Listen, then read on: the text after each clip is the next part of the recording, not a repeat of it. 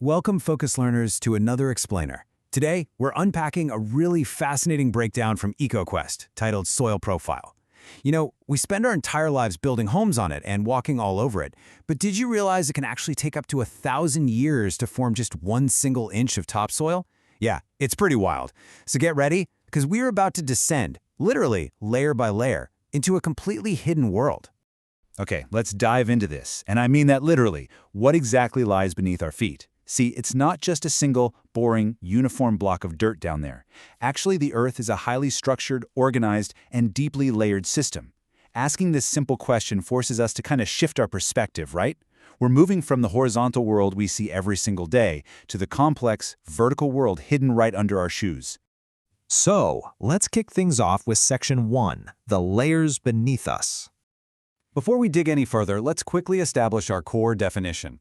When EcoQuest talks about a soil profile, they're essentially talking about a vertical cross-section of the Earth. Imagine slicing into a giant layer cake. This profile reveals every hidden, historical layer stacked perfectly one on top of the other, starting from the fresh surface level all the way down to ancient, solid rock. And our profile isn't just an endless, random jumble of dirt. No way. It breaks down into an exact, specific sequence of exactly 5 distinct tiers. It's within these 5 levels that the entire structural and biological story of our soil is contained, which gives us a really clear map for our descent. Moving right along to Section 2, the horizon sequence. Now, what's really interesting about this is the specific terminology scientists use to decode this downward sequence. These layers are scientifically referred to as horizons, and from top to bottom, they follow a very specific, almost cryptic alphabetical order: O, A, B, C, and R. Each horizon represents a totally different frontier of chemical and biological makeup as we travel deeper and deeper into the Earth. All right, we begin our journey at the very surface, Horizon O. That O stands for organic. This is that super thin topmost layer composed of decomposing leaves, plant matter, and a really bustling microscopic ecosystem. It's the immediate living layer you interact with before you even touch the real dirt, so to speak. Let's move to and see how this builds as we take our first real step downward. We are now entering Horizon A, which you probably know better as topsoil. This is absolutely crucial, guys. This is where the magic happens for plant life. It's dark, it's rich in organic material mixed with minerals, and it's the primary home for roots, earthworms, and fungi. Digging further down, right into the middle of our sequence, we hit Horizon B, the subsoil. Now, we're definitely past the rich organics here. This layer is usually a bit lighter in color and much harder. It acts as kind of a collection zone for minerals and clays that have slowly leached down from the topsoil above over thousands and thousands of years. As we descend even deeper, we reach Horizon C, and here, the pace of life pretty much stops entirely. This is known as the parent material. It's mostly chunks of weathered rock and is virtually devoid of any organic matter at all.